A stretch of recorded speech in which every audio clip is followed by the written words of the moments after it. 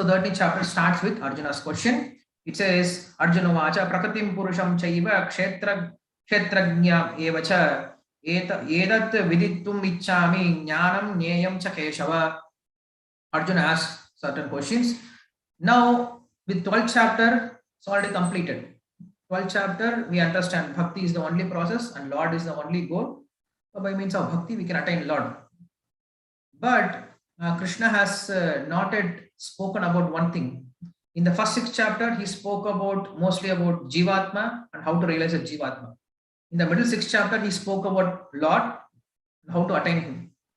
But he left out one main thing.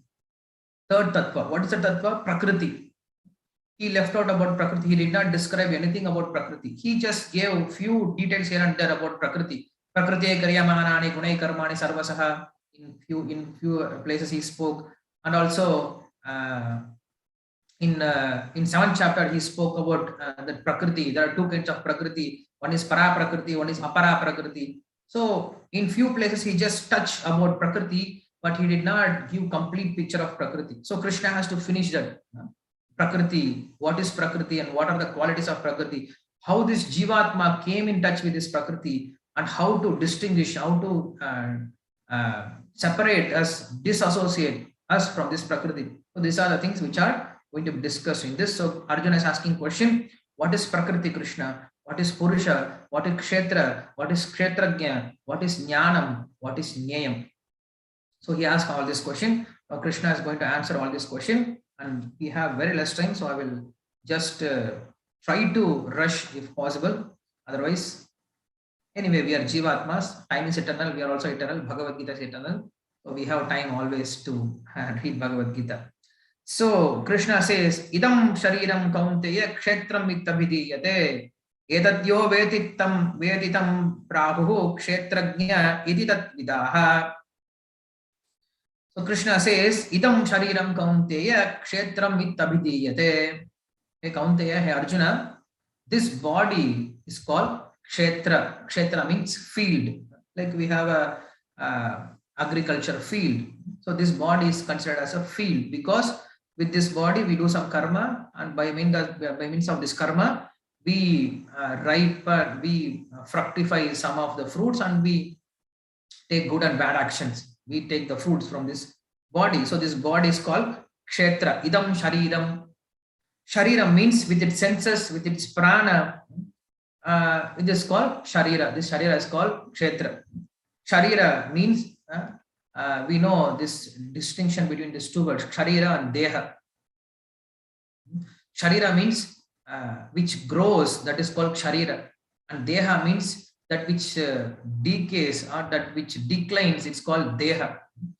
So till some age we can call it as Sharira, and after some time it doesn't grow, then we should call it as Deha also. So here Krishna says Shariram because it helps us to grow our happiness and distress in this material world. That's why this Sharira, this is called Sharira. So the Sharira is called Kshetram. And who is Kshetrajna? The knower of this body is called Kshetrajna. Actually, we all know this is our body, but even though we know this body, we don't act in such a way. We know this is our body, and we all the time speak like this.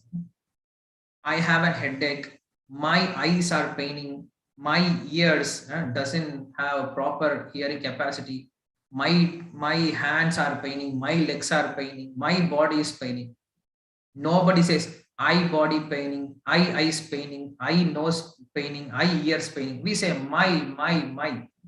All the time we say my. But we always think this is, we never say, we say this is my body, but we never act in such a way. We always act in a way that this is me. We always act in this bodily concept of life. So those who act in this bodily concept of life, they are not Kshetrajna. Even though the ignorant person also knows that I'm having this human body, but he may know it theoretically or he may know apparently, but he cannot realize, he cannot act in such a way. So he is not Kshetrajna. Who is real Kshetrajna? One who understands I am different from this body. I am not this body. I am different from this body. While sleeping, while walking, while talking, while eating, I am spirit soul. I am not this body. And this body is a means for my both enjoyment and liberation. So this body should be used as a means for liberation. So if one has this knowledge, the proper knowledge about the body, then he is called Kshetrajna.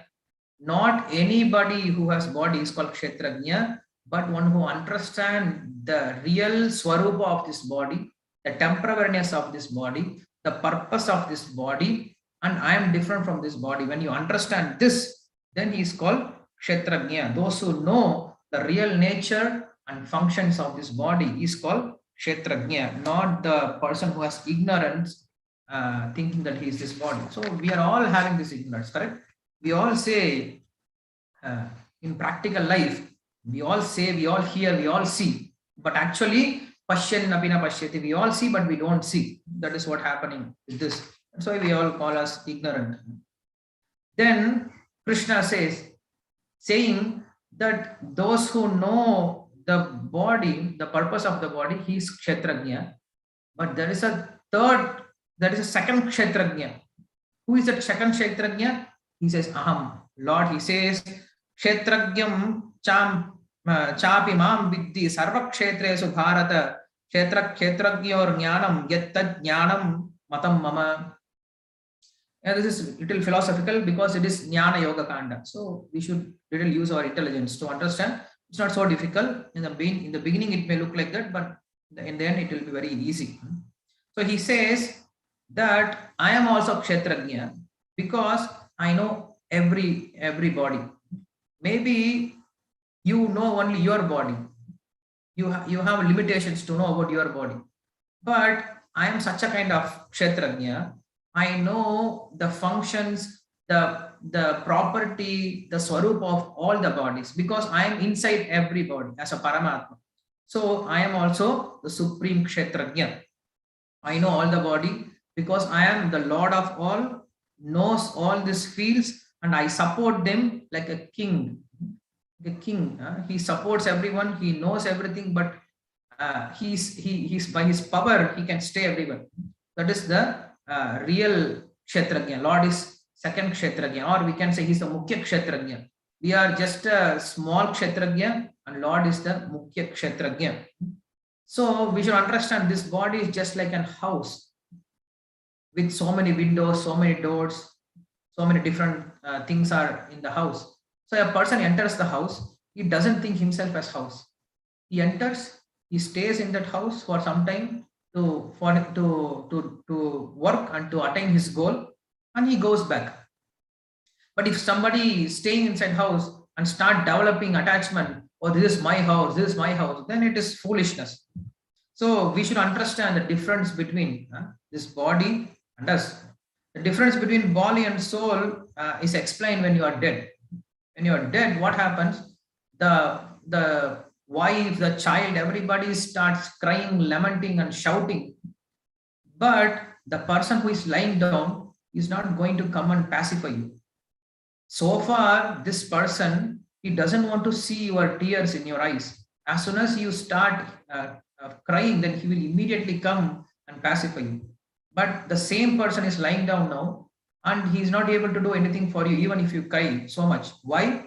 Because the person who was residing inside that body, he has left. What we are thinking, this is my husband, this is my son, this is my child, this is my father, mother, the same body is lying down, but the person has left already. So we should see in this way that we should slowly develop the real knowledge of the soul. Otherwise, we can see, we say, I see, I hear, I eat, I walk, but not understanding, we are using this body as an instrument. This body is just like an instrument, like a person using the car. He's just driving the car. But car is doing many different kinds of functions. It is having light, and it is having horn. It is having this wiper. It has doors. It has windows. It is having so many functions. But what happens? He is thinking, I am doing everything. Actually, you are not doing everything. The car is set in such a way, it is doing on its own.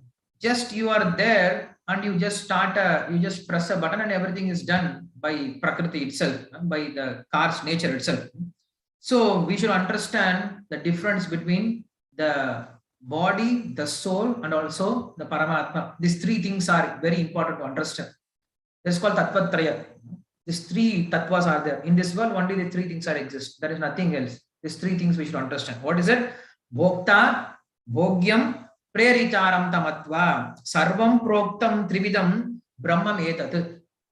So there are three things in this world. Bhokta, enjoyer, Bhogyam, to be enjoyed, Preritaram, Preritaram means one who inspires us. So enjoyer, enjoyed, and controller. So we are the enjoyers, and Prakriti is enjoyed, and controller is Paramatma. So these three things are there. Only these three things exist. Charam